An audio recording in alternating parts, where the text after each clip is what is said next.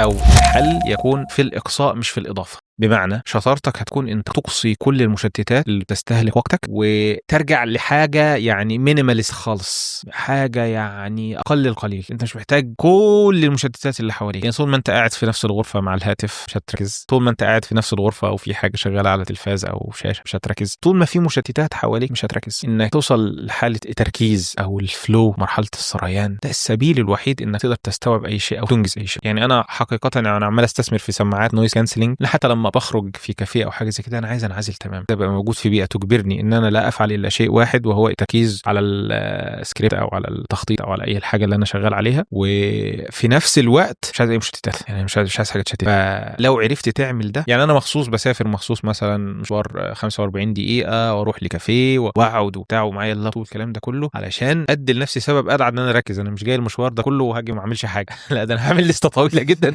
وانجزها. فاجبار نفسك او دفع نفسك على حاجه زي ديت هو الاساس.